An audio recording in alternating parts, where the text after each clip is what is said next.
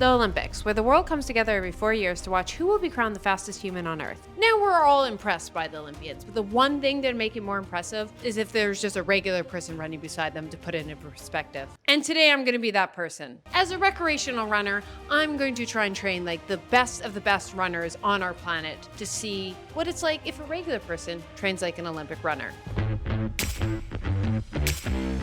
Now, why I'm even wanting to do this is I ran my first half marathon in September, and I've just kind of been in a lull for running. And I was still running, but I just kind of gave myself permission to be like, just go for a run a couple times a week. Don't think about it. We runners can come a little obsessive about getting splits and uploading on Strava. I haven't been on Strava in 6 months. Did I even run the last 6 months? But actually I did. Just had this craving. I was like, I need something to kick my butt, and nothing is more motivating than watching the Olympics. So yeah, this is just my kick in the butt to see if I could do it. And let's start with Eliud Kipchoge, a man who a lot of skilled runners can't even maintain his pace for a minute or two, and he maintains it for over 40 kilometers. His training is about 200 to 220 kilometers a week. Lots of low intensity training, 13 sessions a week, which pretty much means 2 days every day except Sundays, where he just does only one run. Yeah, his recovery days mean one run. Absolutely insane. So I'm gonna attempt first run.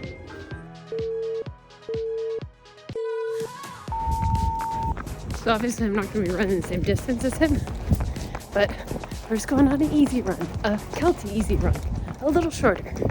So if I started out with his easy run, by day 3, I'd be so injured this video would not happen. We've never seen his like before. Okay, here's the first hurdle we're going to face. I have a 2 a day, which I've done many times in my life, especially in college basketball, a lot of like training in the morning, practice at night. I'm well versed in 2 a days, but that was like a long time ago. Oh my God. And nowadays, if I work out after 2 p.m., I get cramps. Every time I do it, I hate it. So I'm gonna do some mobility work. I'm gonna go stretch, get ready, do my day, and then go run in a little bit. And just try not to cramp. That's gonna be the hardest part of this. Ugh. Time for run 2. Yep, called it like a minute in and already cramping. I feel like crap. So I'm gonna give myself permission to walk. I think it's something to do with my breathing. I don't know what, like maybe it's because I hunch over throughout the day. So I think I take shallow breaths and that's what causes the cramp, or I don't know if it's digestion. I don't know. Okay. I feel like crap.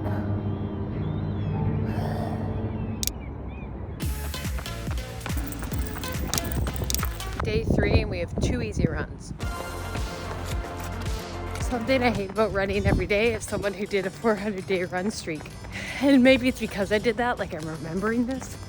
I don't look forward to it. Like 3 runs a week, I look forward to it. I'm like, ooh, today we gotta do an easy run. Or you know what, today's a long run. Or we just get a sprint. Like there's a novelty factor. When you do it every day, you're like, I just did this. Easy run 2 of the day, which likely will turn into a sprint because the seagull's babies have hatched. If you're from Sweden, you know, I'm gonna be running for my life.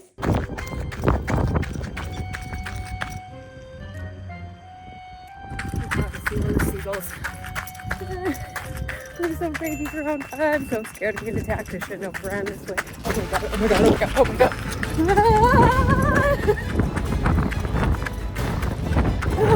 They will attack. They will attack you. I'm sorry. The body's feeling it today. So this easy run is gonna be easy. That run-in with the seagull put me in fight and flight mode, so I completely forgot he does finish his Wednesdays with a bike. Because after 2 runs, what more could you need than a bike ride? Next few days, just try to keep those kilometers up. Threw in a few sprints to keep up my speed.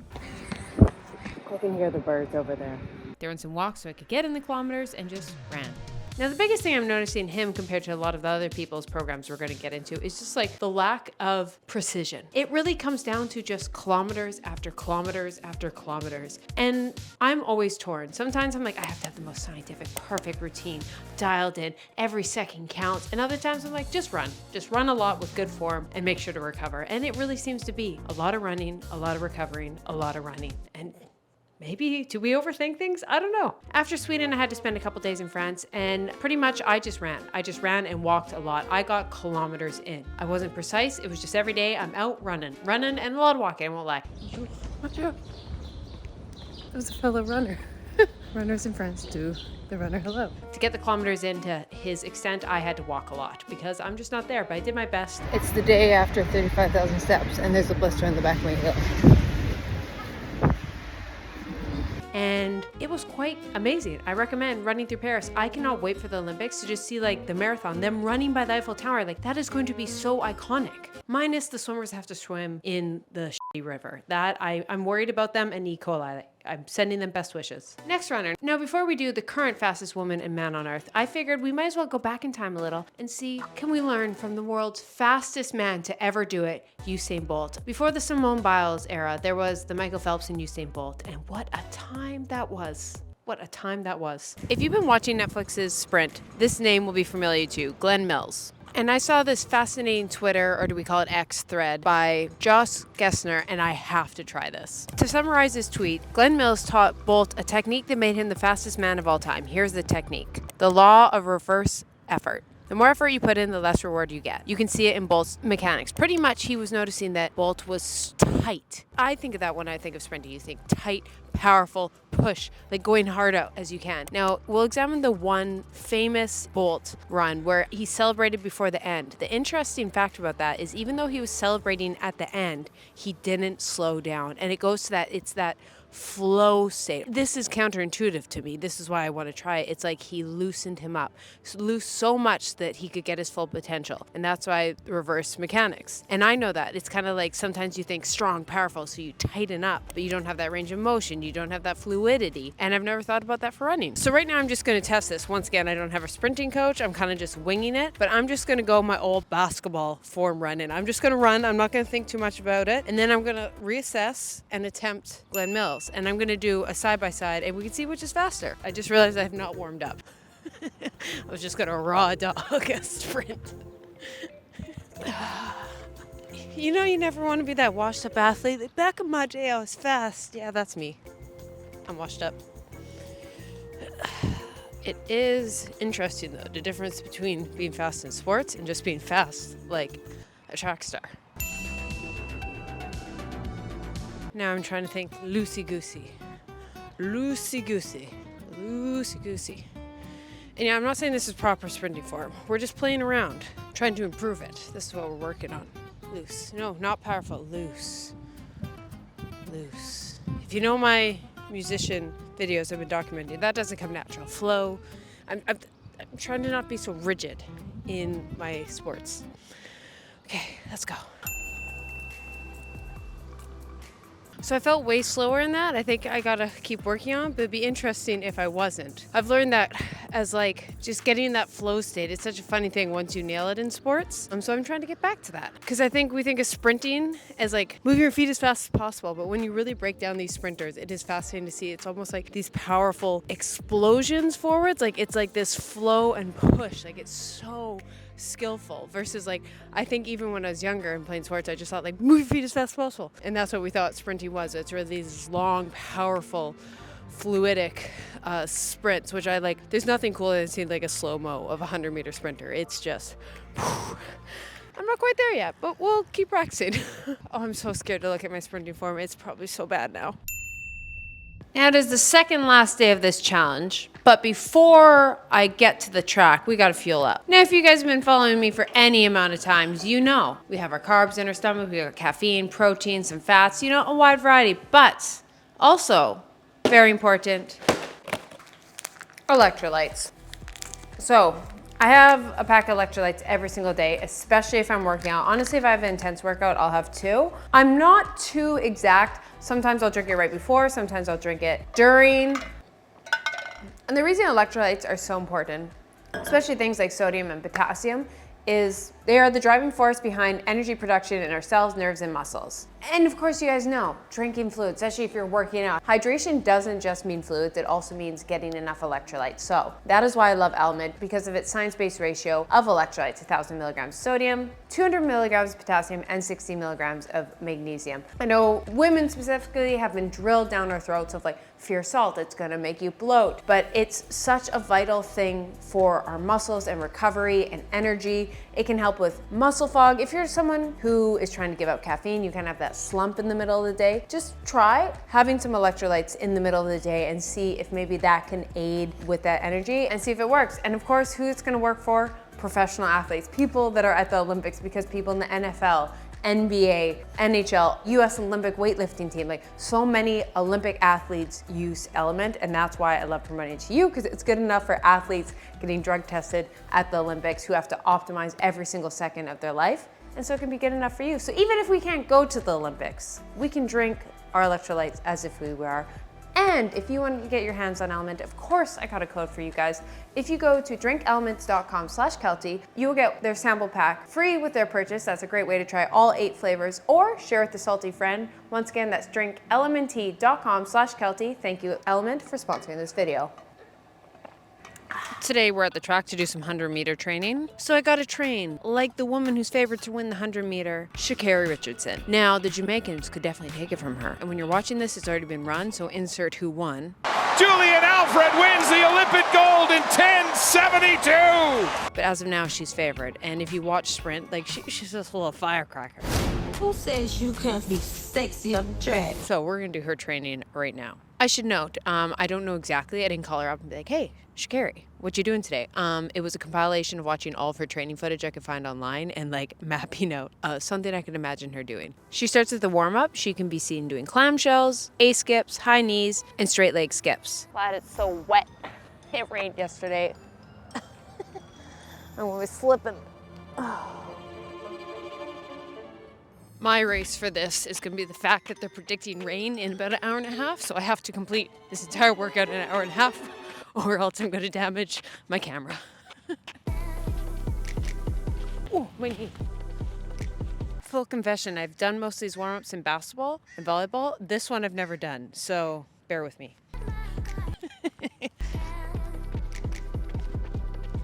That looked like a failed attempt at Irish dancing. Then she often moves on to the first part, which is 70 to 80 meters on the curve of the track sprints.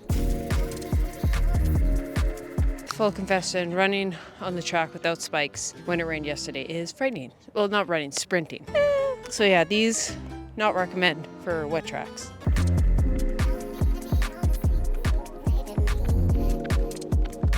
Also, can someone in the comments please explain this to me? I'm very thankful. Lululemon sent me this Olympic gear. Cute. Love. But also, why is it purple? Makes sense. Makes sense. Nothing wrong with this mauve. But like, we have 2 colors, red and white. Have I missed something in my entire life of living in Canada? Where's the mauve? So that's why I'm wearing this, because I'm cheering for the Canadians. So I'm actually not cheering for Sea-Carri or the Jamaicans. Sorry. Go Canada. Go Canada. Even though we're a winter country, so... Okay, anyways, I'm clearly procrastinating. Part 2, she goes max out sprints. I think an interesting thing about sprinters, I think a lot of people assume sprinting practice is just like running nonstop the whole time. You're just doing kilometer after kilometer. It's really short distance, like 100 meters are almost like 1 rep maxes. Like they're such explosive and it's almost a skill. It's so technical because every single step counts, every single move. So it's like repetition, that skill of your start and just finishing off. And it's really training in that max capacity, that 80, that 90, 100. And to actually be able to push yourself into those like high, you have to have a lot of rest. So they obviously have moments where they're going to do a lot of practicing, but like some coaches around the world, I'm not saying Olympic coaches, would like not want their athletes doing long distance because they just want to train that short twitch. It's almost like, what's the point of having long twitch muscle fibers? They just need that short, but the whole component is just developing that short, fast, quick. So it's one of those sports that even though it's a running sport, I think people would be shocked how much resting there would be. Like a power lifter, there's a lot of like max out, rest, recovery, and occasionally you do the VO2 max testing, just short rest periods. But that was the same with like swimming. I was more of like a sprint racer, and yeah, so sometimes I'm a little lazy. Yeah, it looks like it because I'm go, stop. That's what I'm doing right now.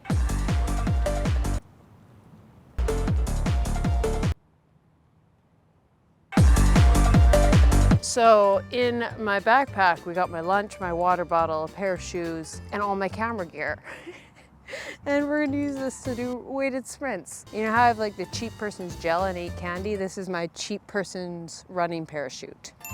About to look like an idiot. And there is 1, 2, 3, 4, 5, 6, 7, 8, 9, 10, 11, 12, 13, 14, 15 people on this track. They're gonna be like, what the heck is this girl doing? So I'm gonna stand in the corner. Oh, God. The third part, resisted max effort sprint with like a weight. I don't have access to this, so yeah, I just ran with my backpack. Laugh all you want.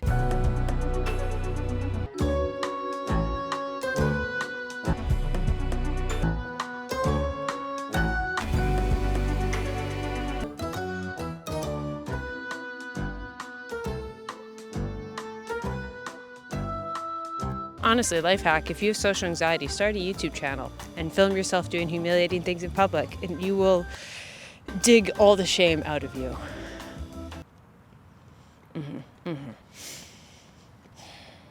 Off to school, Dora the Explorer. Off to backpack through all of Europe.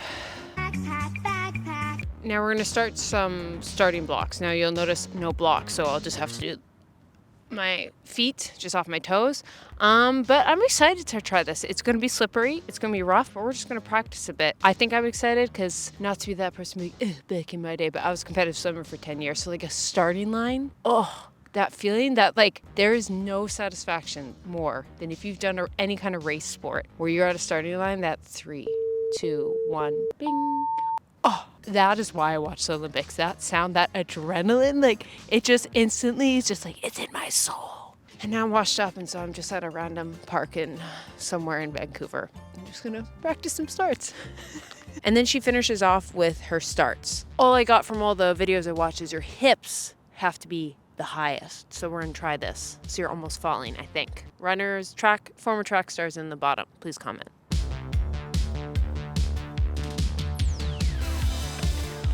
I could just feel how slow that was. Oh my God.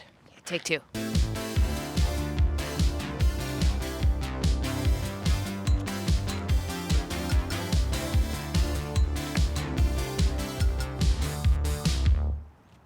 Can confirm, track running is 10 times more fun than distance running. Come at me, I know, but now I'm in my distance running era, the 10s, the halves, the marathons, because I'm in the Gen Z millennial cusp. We're in there. Anyone who's between 25 and 40, this is what we do now. Is it in?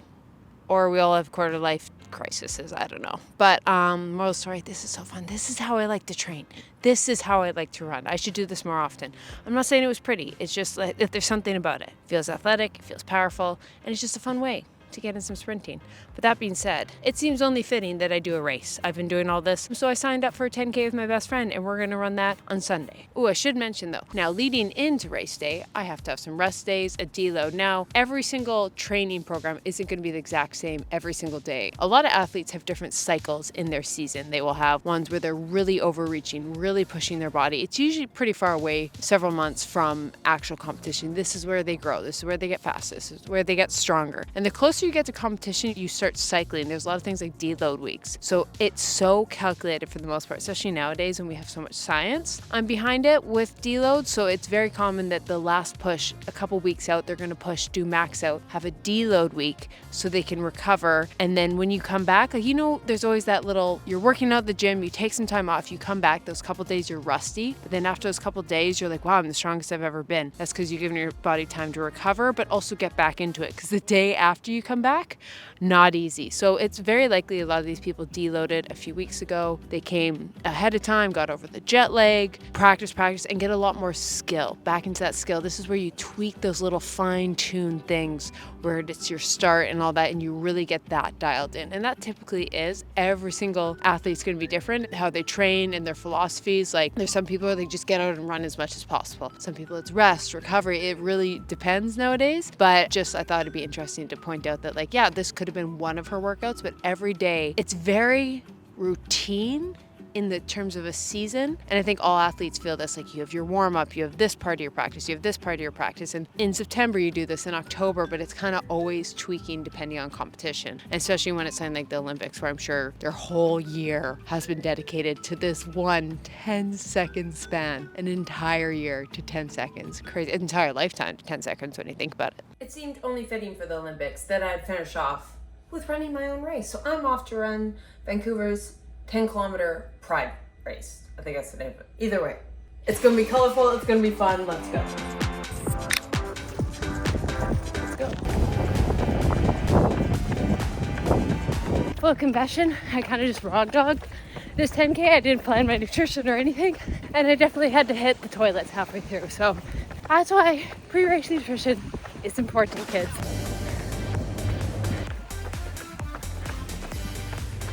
And that was me training like Olympic runner for, it was actually like a couple weeks, but I say a week because yeah, that's what happens when you have a vacation in the middle of a challenge. So I did a week and then got a little bit of the week off and then a week. So yeah, I'll just say a week because I did more than a week.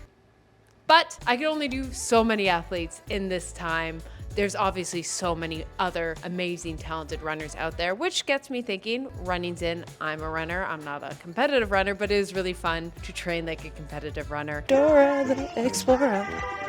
And I'd love to do more. So if you guys comment down below any other runners / Olympians you guys want me to train at, if you comment below or like the comment of anyone you would like to see, and if one of those comments gets like 5,000 likes, I will do that challenge. Yeah, because it's just fun to train like it. I miss competition. I have been in my like soft girl era training, just like enjoying this summer, but now I'm kind of like, oh, do I train for something? I don't know. But either way, it was just fun to be at the track. Maybe even just that. It was fun to train like that way and how fun there is. And like just that sound of the swimming, 3, 2, 1.